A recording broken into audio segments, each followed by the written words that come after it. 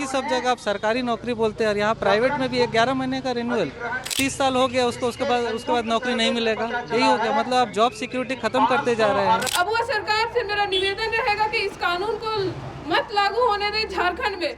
सरकार एक गंदी प्रचार कर रही है, ग्रेच्युटी दे देंगे 1 साल में, ये तो धोखा है। ताहिर लुधियानवी का एक शेर है कि हिंद पर नाज करने वालों कहाँ हो, यहाँ तो मजदूर भूखा है।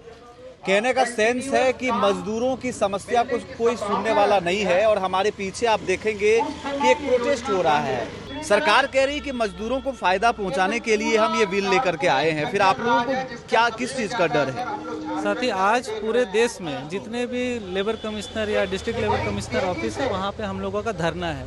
हमारी मुख्य मांग ये है कि जो लेबर कोड है इसको आप लागू किए हैं, लेकिन 10 ट्रेड यूनियन जो भारत के हैं उनसे आप चर्चा किए बिना आप इसको लागू किए हैं। हमारी क्या दिक्कत है, आप बात करके उसमें अमेंडमेंट ला करके करिए। जिस तरह किसान का जो बिल था, इतना शहादत के बाद में उसको सरकार ने वापस लिया, कुछ उसमें कमजोरी होगी इसीलिए वापस लिया। इसी तरह हमारा जो बिल आप लाए हैं लेबर कोड, उसको भी कुछ अमेंडमेंट करिए, जो हमारी बातें उसको समझिए और उसको वापस लेकर के नया लाइए। इसमें लाने में कोई दिक्कत नहीं है, लेकिन जो हमारा उसको आप देखिए। सबसे पहले रीजन क्या है, क्या वजह है जिसको लेकर के आप लोगों को तकलीफ है? सबसे पहला तो हमारा है कि फिक्स टर्म एम्प्लॉयमेंट, आप 11 महीने का कॉन्ट्रैक्ट बेसिस पे आप जॉब की अपॉइंटमेंट लेटर देंगे, मतलब हर साल आपकी गुणवत्ता, आपके एफिशिएंसी के हिसाब से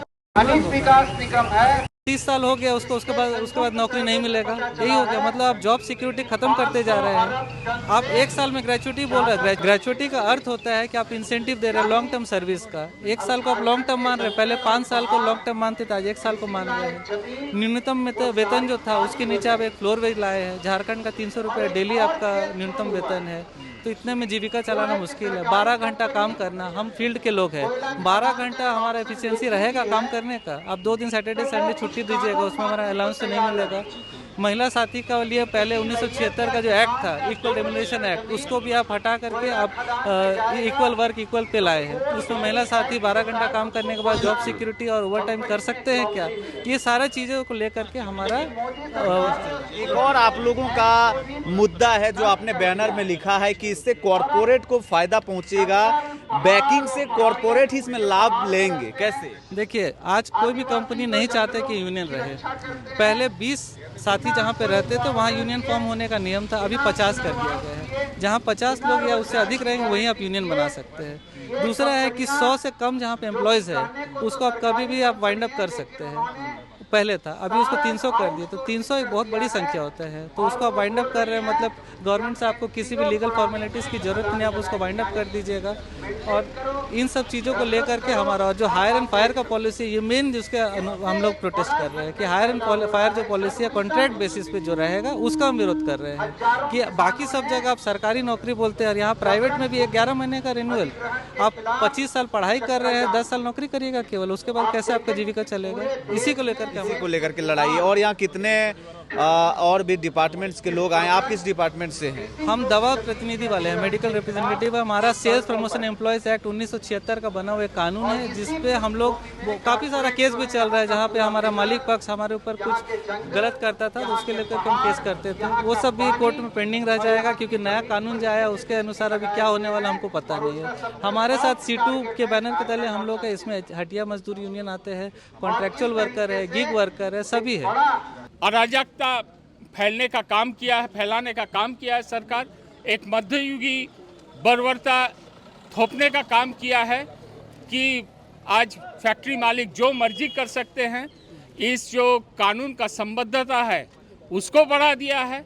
जहां 10 मजदूर में कानून लगता था वो 50 मजदूर कर दिया।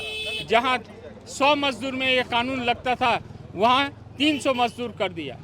तो इस देश के 70 से 80% मजदूर जो है वो इस कानून के बाहर चल जाएंगे। ऐसा नहीं होगा, हम लोग और सरकार नहीं जाएंगे। सरकार एक गंदी प्रचार कर रही है, ग्रेच्युटी दे देंगे 1 साल में, ये तो धोखा है। सेंट्रल गवर्नमेंट से ही लड़ाई है, नीतिगत लड़ाई। आप नीति बदलो।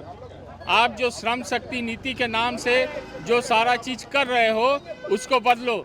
हम लोग आज राज्य सरकार के पास आए क्योंकि रूल्स इनको बनाना है। हो गया, चलिए। और जो नॉन बीजेपी स्टेट है, जहां बीजेपी का शासन नहीं है, ऐसे सरकारें इस लेबर कोड को लागू नहीं करें। जैसे केरला गवर्नमेंट ने ऑलरेडी ये डिक्लेयर कर चुका है, हम श्रम कोड लागू नहीं करेंगे। आज श्रम कोड लागू होने से देश का अर्थनीति को खतरा है। श्रमिक और किसान अपने लिए लड़के उलझ जाए और वो कॉर्पोरेट जिनको वो सहयोग कर रहे हैं वो आसानी से अपने पिछले द्वार से सारे फायदे निकाल ले, और जो भी कानून बनता है कॉर्पोरेट, उसका सबसे ज्यादा असर महिलाओं पर पड़ता है। इसलिए जब राज्य सरकार इस कानून को लेके जो भी निर्णय ले वो महिला हित में, मजदूर हित में, श्रमिकों के हित में ले। और अबुआ सरकार से मेरा निवेदन रहेगा कि इस कानून को मत लागू होने दे झारखंड में। उससे पहले इस कानून पर अच्छे से विचार किया जाए कि इसका क्या प्रभाव पड़ेगा हर एक वर्ग पर।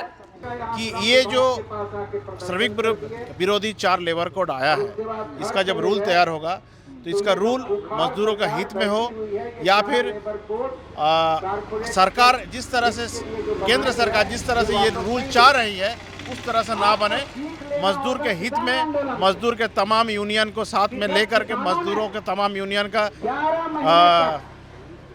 डिस्कशन करके ये लेबर कोड का रूल लागू हो। इसीलिए हम आगे अगर हमारे फेवर में रूल तैयार नहीं हुआ, या फिर सेंट्रल गवर्नमेंट किसान विरोधी जो किसान कानून लाया था उसको जो ऐसे रिटर्न लिया, वापस लिया, अगर ये काला कानून को वापस नहीं लेता है तो इंडस्ट्री वाइज हमारा आंदोलन चलेगा।